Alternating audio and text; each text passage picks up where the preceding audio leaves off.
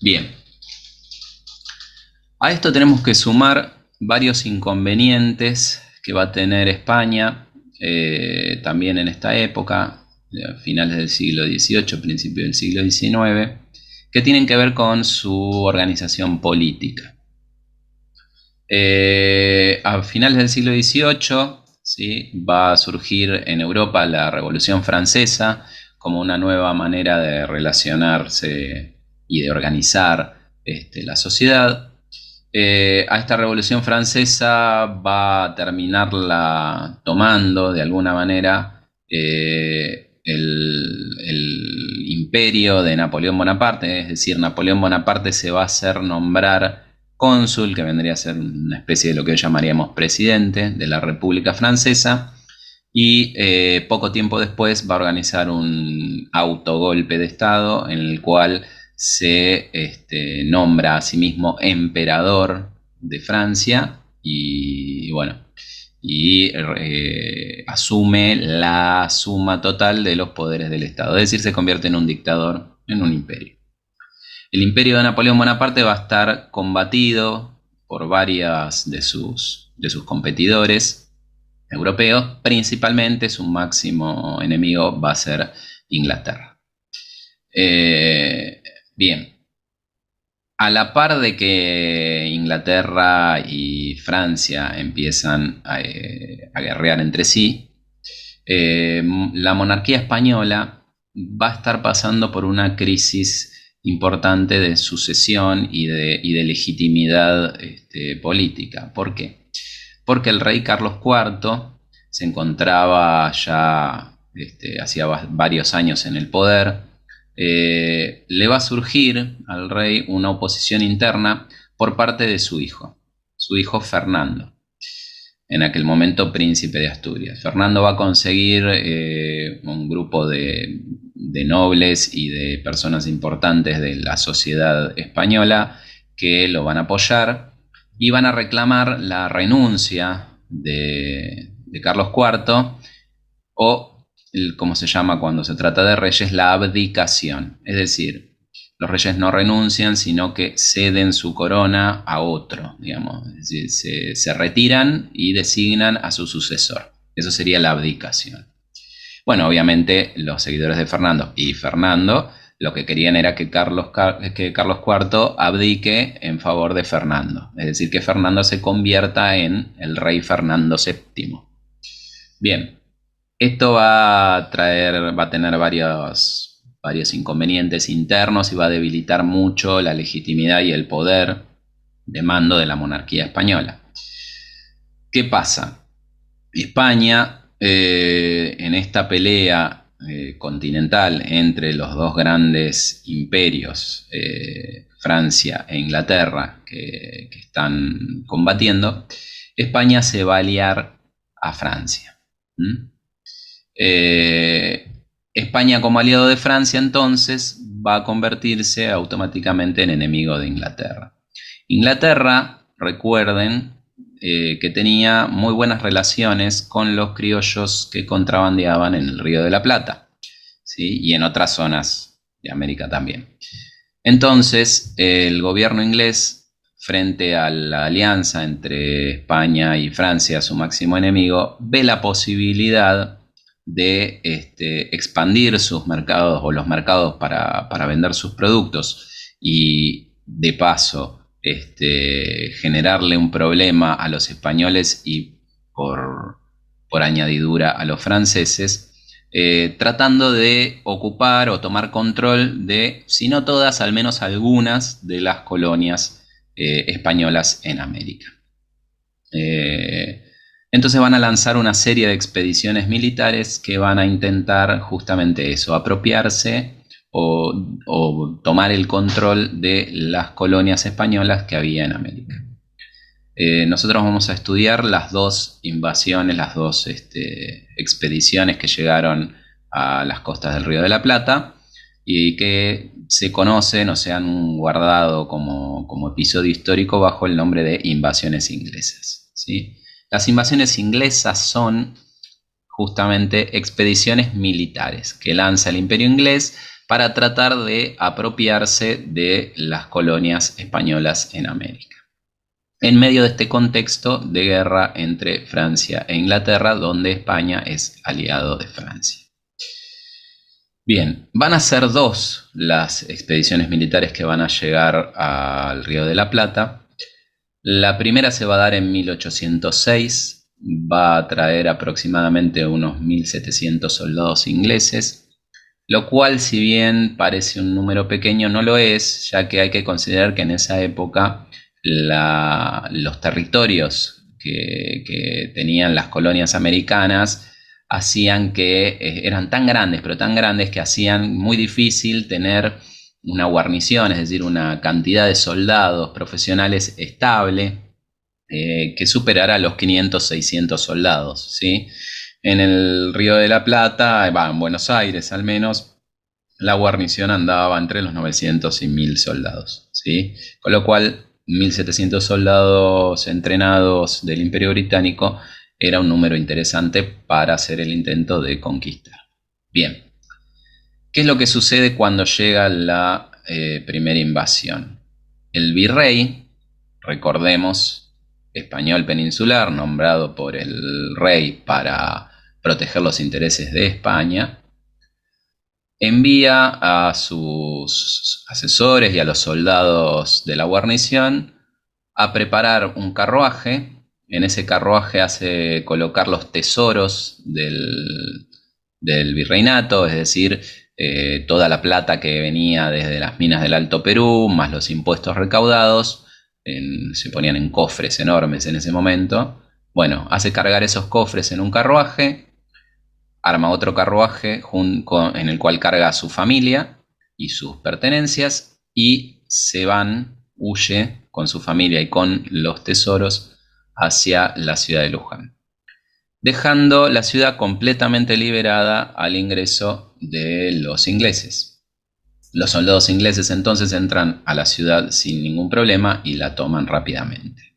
La estrategia del virrey Sobremonte falla porque los ingleses rápidamente envían un contingente de soldados a caballo que persiguen el carruaje en el cual llevaban los tesoros, los atrapan a mitad de camino, ponen prisioneros al virrey y a su familia y se llevan el tesoro, lo suben a un barquito y lo mandan hacia Londres. 45 días, 46 días después de que la ciudad haya sido tomada por los ingleses, va a ser liberada porque una vez que la noticia de la caída de Buenos Aires alcanza Montevideo, empieza en esa ciudad a organizarse una partida militar con el fin de liberar la ciudad. Esta partida militar va a estar encabezada por Santiago de Liniers, ¿sí? Quien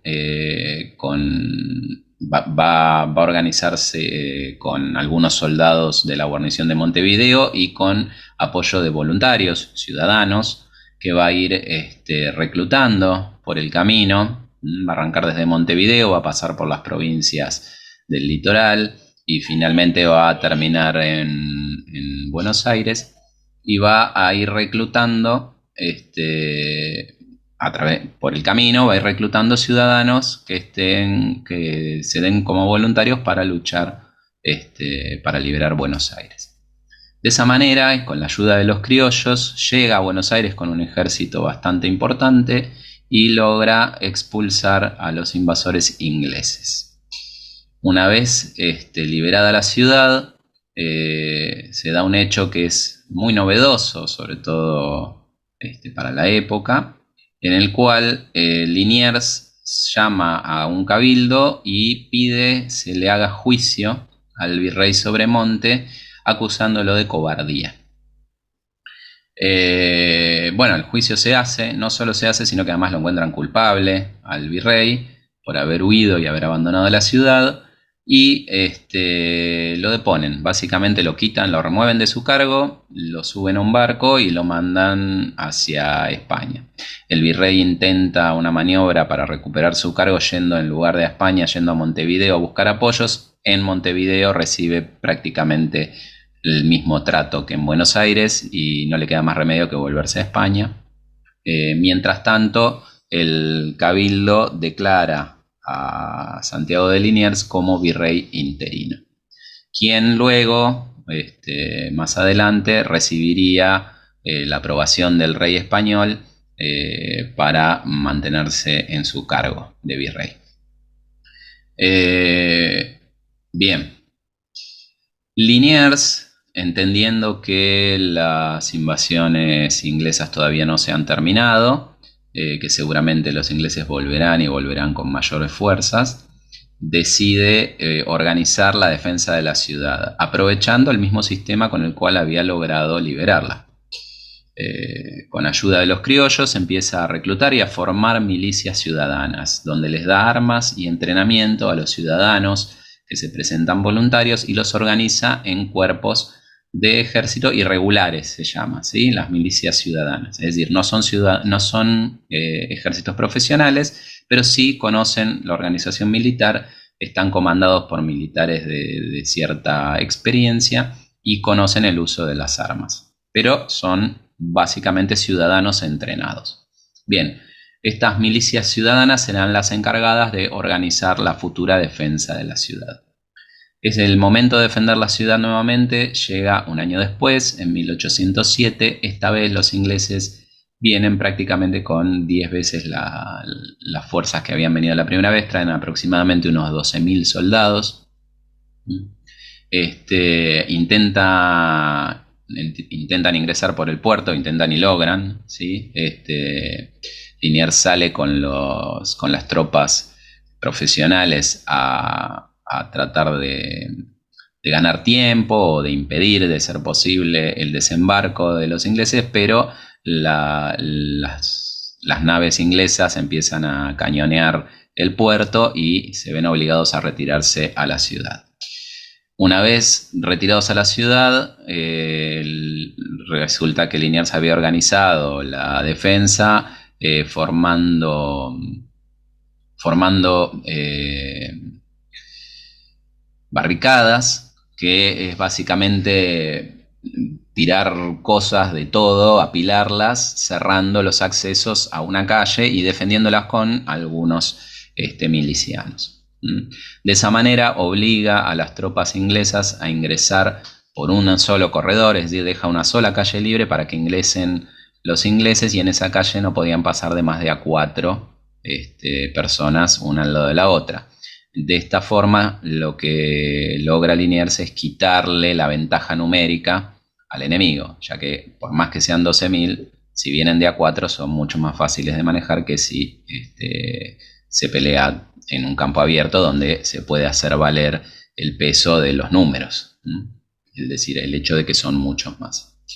Bien, mientras los ingleses ingresan por este corredor que ya, tal cual lo había organizado en su estrategia Liniers, las milicias ciudadanas los atacan, y no solo las milicias ciudadanas, los propios ciudadanos de Buenos Aires que vivían o que esperaban en las casas que bordeaban esa calle por la que se había organizado el ingreso de las tropas inglesas, lanzaban desde sus balcones, desde sus terrazas, todo aquello que tenían, desde agua hirviendo hasta piedras, lo que fuera, lanzaban hacia las tropas inglesas. Y eso cuando en las mismas casas no se encontraban milicianos armados esperando para disparar.